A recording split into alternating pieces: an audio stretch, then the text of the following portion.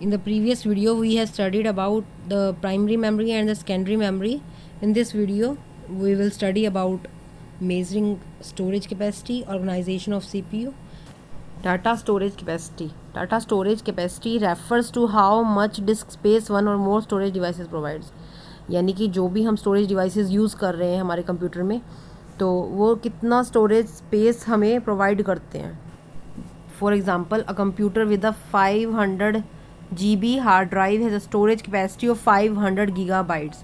इसका मतलब है कि अगर हम एग्जांपल लेके चलते हैं, अगर कोई ऐसे कह रहा है कि हमारे कंप्यूटर में कितनी है, 500 गीगाबाइट हार्ड ड्राइव है, ठीक है, 500 गीगाबाइट की हार्ड ड्राइव हमारे कंप्यूटर में है, तो हमारे कंप्यूटर की स्टोरेज कैपेसिटी कितने गीगाबाइट्स की है, 500 गीगाबाइट्स की. यानी कि जितना हार्ड ड्राइव कितना स्टोरेज स्पेस प्रोवाइड करवा रहा है हमारे सिस्टम पे, तो उतनी ही हमारे सिस्टम की कैपेसिटी होती है. ठीक है. What units of measurement are use for data storage. ठीक है, अब हम डाटा स्टोर करने के लिए कौन सी यूनिट्स को यूज़ करते हैं मेज़र करने के लिए डाटा स्टोरेज की. ठीक है, तो जैसे फ़ैन है, फ़ैन क्या अंडरस्टैंड करता है बेटा, सिर्फ दो कमांड्स को अंडरस्टैंड करता है, ऑन या ऑफ को. ठीक है, ऐसे ही क्या है, हमारा जो कंप्यूटर सिस्टम होता है वो क्या करता है, रिकॉग्नाइज़ करता है सिर्फ दो डिजिट्स को. किन किन डिजिट्स को रिकॉग्नाइज़ करता है, 0 को और 1 को. ठीक है, दो डिजिट्स को अंडरस्टैंड करता है, ये रिकॉग्नाइज़ करता है, किस किस डिजिट को करता है, 0 को और 1 को. ठीक है, तो हमारी जो स्मॉलेस्ट यूनिट है मेजरमेंट की कंप्यूटर्स में डाटा को, तो वो क्या होती है, it is a bit. A single bit can have a value of either 0 और 1. ठीक है, जो सिंगल बिट है वो कौन सी वैल्यू ले सकती है, या तो 0 ले सकती है या फिर 1 ले सकती है. ठीक है, ये बिट सबको क्लियर हो गया. बिट की दो वैल्यूज़ हो सकती है, आइदर 0 और 1. नेक्स्ट क्या है, हमारी जो बिट के बाद जो सबसे ज़्यादा यूनिट यूज़ होने वाली है कंप्यूटर्स में, सबसे ज़्यादा जो यूनिट यूज़ होती है वो है बाइट. बाइट किसके कॉम्बिनेशन से बनती है, 8 बिट को मिला के एक बाइट बनती है. ठीक है, जो बाइट है वो मैंने अभी भी बताया है कि वो क्या है, बहुत इंपॉर्टेंट यूनिट है डाटा को मेज़र करने के लिए. It is the fundamental unit of measurement for data. As we know that all the items that we purchase are measured in some measuring units. okay, we use different units for the measurement of different quantities that we purchase.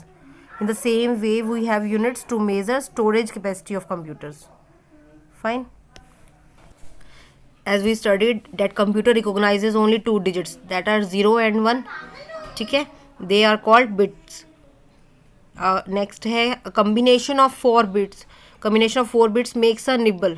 ठीक है, combination of 4 bits को क्या कहते हैं, nibble कहते हैं. And combination of 8 bits makes a byte. 8 bits के combination को एक बाइट कहते हैं. जो कंप्यूटर मेमोरी है is always measured in bytes. Computer memory is measured in bytes. A byte represents a character. ठीक है, करेक्टर को रिप्रेजेंट क्या करती है, एक बाइट रिप्रेजेंट करती है. 1 byte is equal to 8 bits and 1 kilo byte is equal to 1024 bytes. You all have to learn this. 1 kilobyte किसके इक्वल होगी, 1024 बाइट्स के इक्वल. एंड 1 मेगाबाइट किसके इक्वल होगी, मेगाबाइट जो है वो क्या है, किलोबाइट से बड़ी यूनिट है, और किलोबाइट जो है वो बाइट से बड़ी यूनिट है.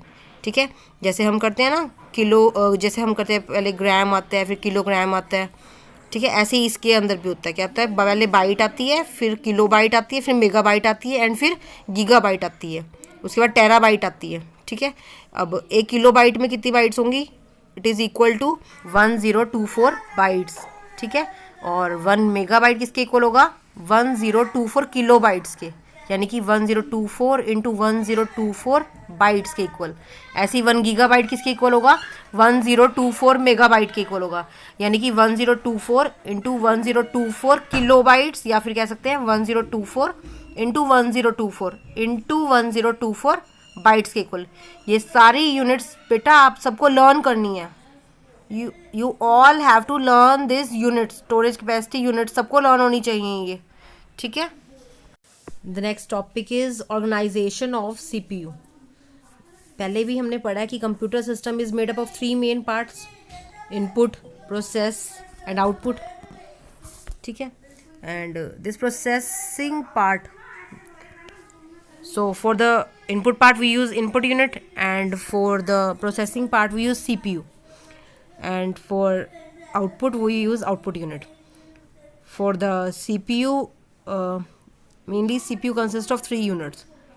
One is memory unit, or you can say storage unit, control unit, and arithmetic and logic unit, which is also called ALU. And CPU is also called central processing unit. Okay, firstly, input unit. The devices devices or input units, the devices that give data and instructions to computer are called input devices. Okay, it gives data and instructions to computer. Examples are keyboard, mouse, scanner, etc. Next is central processing unit. Central processing unit is responsible for processing the data fed by the user. For example, performing calculations on the data, saving it on the computer's memory. It acts as brain of the computer. CPU has 3 parts. First one is control unit, which controls all the components by issuing control signals. Next one is ALU, that is arithmetic and logical unit. Arithmetic and logical unit, as it is clear from the name, it performs all the calculations and carries out the instructions of a computer program. It performs arithmetical and logical operations. Arithmetical operations means calculations and logical operations means comparisons, whether it is true, whether it is false, okay, whether it is right or wrong. Fine. Next one is our memory unit. Memory unit stores data, instructions, and the result of processing. The result of operation is stored in memory. Okay, जो result आएगा that is stored in memory. Output unit, the devices that display or give the result after processing of the data are called output devices. For example, monitor, printer, speaker, plotter, etc. Now I am explaining this CPU organization to you. First one is your input unit. User enters data and instructions through this input unit, through keyboard और through mouse और scanner. ठीक है. Next क्या होगा, जो हमने input data डाला है, यूज़र ने एंटर किया है, वो कहाँ जाएगा, हमारा CPU के पास जाएगा. CPU में कंट्रोल यूनिट जो है, कंट्रोल यूनिट क्या करेगी, it control all the parts of computer. ये क्या करती है, कंट्रोल करती है सारे पार्ट्स जो हैं कंप्यूटर्स के.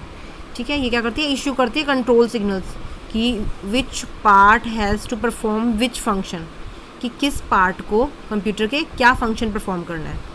ठीक है.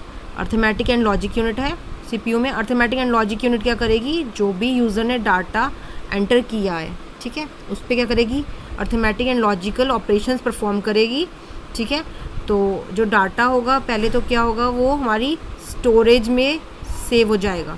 ठीक है, जो हमारा डाटा यूज़र ने एंटर किया है वो स्टोरेज में सेव हो जाएगा. ठीक है. और फिर स्टोरेज से क्या होगा, अर्थमेटिक एंड लॉजिक यूनिट उसे लेगी और उस पर कैलकुलेशंस परफॉर्म करेगी. वापस क्या करेगी, वो स्टोरेज में सेव कर देगी. जो भी उसका रिज़ल्ट होगा उसको स्टोरेज में सेव कर दिया. और जो हमारा आउटपुट डिवाइस होगा वो क्या करेगा, वो हमारा जो स्टोरेज डिवाइस है वहाँ से वो क्या ले लेगा, आउटपुट ले लेगा. ठीक है, आउटपुट ले लेगा और क्या करेगा, डिस्प्ले कर देगा आउटपुट डिवाइस पे. और यूज़र क्या करेगा, user will get the result on the output device. Okay, this is the whole process of CPU organisation. Next है, do you know input and output devices are also called peripheral devices. Okay, input and output devices को peripheral devices भी कहते हैं. ठीक है. Okay, ये मैंने first unit complete करवा दिया है, तो मैं एक्टिविटीज़ की जो PDF है वो सेंड कर दूँगी और सब अपनी एक्टिविटीज़ फर्स्ट यूनिट की कंप्लीट कर लेंगे. ठीक है. और स्टे होम, स्टे सेफ बेटा. ठीक है. तो कोरोना से बचे रहें, घर पर रहें और अपना ध्यान रखें. बाय बेटा.